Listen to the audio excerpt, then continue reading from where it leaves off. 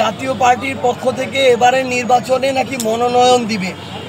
তো আসলে সবচেয়ে বড় কথা কি, ওই যে চোরে চোরে মাসতুতো ভাই, একটা তো কথা আছে। তো চোর বাটপার যেগুলো এখন আওয়ামী লীগের ব্যানারে রাজনীতি করার এই বাংলাদেশের সুযোগ নাই, কারণ তারা হাজারের উপরে মানুষকে খুন করে তারা তাদের নিজেদের পতন ঘটিয়েছে, তাদের পতন হয়েছে। তাদের যে মা, সেই মা এই দেশ ছেড়ে পালিয়েছে। সে যদি ওই রকম ভালো হইতো তাইলে তো দাঁড়ায় থাকতো। সে তো জানে যে সে এতগুলা খুনের খুনি এবং নির্দেশদাতা, জনগণ তাকে পাইলে তার আস্ত রাখবে না, এই জন্য সে দেশ ছেড়ে পালাইছে।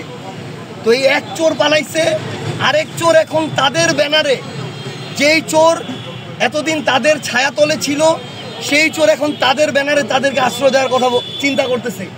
আরে আওয়ামী লীগের একটা নেতা এই চুরি, বাটপারি, সন্ত্রাসী, চাঁদাবাজি, খুনি, এটা ছাড়া কে নেতা হয়েছে?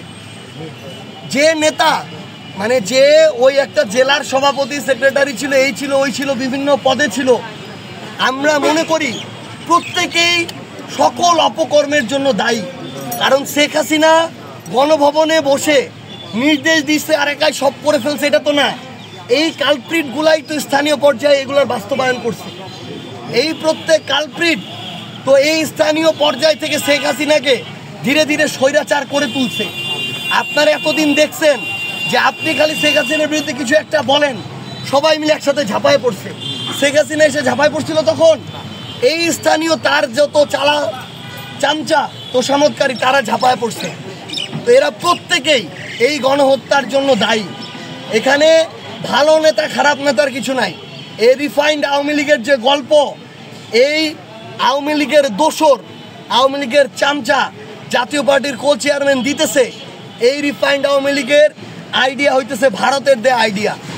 এই আইডিয়া এই বাংলাদেশে বাস্তবায়ন হবে না, অভ্যুত্থান পরবর্তী বাংলাদেশে।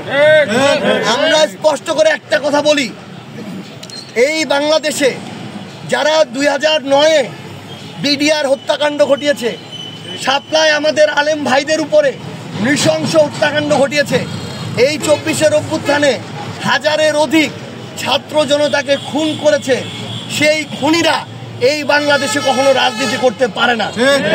আমরা স্পষ্ট করে বলি, যেভাবে আওয়ামী লীগের রাজনৈতিক বা দলীয় সকল কার্যক্রম নিষিদ্ধ করা হয়েছে, আওয়ামী লীগের সবচেয়ে বড় দোসর আওয়ামী লীগের অবৈধ নির্বাচনের বৈধতা দেওয়ার চেষ্টা করা, এই জাতীয় পার্টির কার্যক্রম একইভাবে নিষিদ্ধ ঘোষণা করতে হবে এবং আইনগত প্রক্রিয়ায় স্থায়ীভাবে এই আওয়ামী লীগ এবং তার বি টিম জাতীয় পার্টিকে বাংলাদেশ থেকে চিরতরে এই রাজনীতির জায়গা থেকে নিষিদ্ধ ঘোষণা করতে হবে।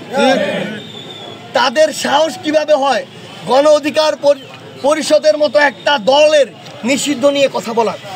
এই গণ অধিকার পরিষদের আমাদের নূর ভাই ফ্যাসিস্ট বিরোধী লড়াইয়ের অন্যতম সহযোদ্ধা, তার অনেক কাজের আমরা সমালোচনা করতে পারি, আমাদের দ্বিমত থাকতে পারে, এটা আলাদা হিসাব। কিন্তু শেখ হাসিনার সময়ে তার ছাত্রলীগ, আওয়ামী লীগ, যুবলীগের গুন্ডাদের মাইর খেয়ে রক্তাক্ত হয়ে সে রাস্তাঘাটে তাকে পড়ে থাকতে হয়েছে। সে এতদিন ধরে এই লড়াই করেছে, সে অভ্যুত্থান, এই আমাদের অভ্যুত্থানের সময় রাজপথে থেকে লড়াই করেছে। তারা রাজপথ থেকে মানুষের সমন্বয়ে সংগঠিত হয় একটা দল। তাদের আলোচনা সমালোচনা থাকতে পারে, কিন্তু যারা এই কথাটা বলে তাদের অস্তিত্ব যে সংকটে, তারা যে অপরাধী, তারা যে অপকর্মের দোষর, এই জন্য তাদের এখন মাথা ঠিক নাই।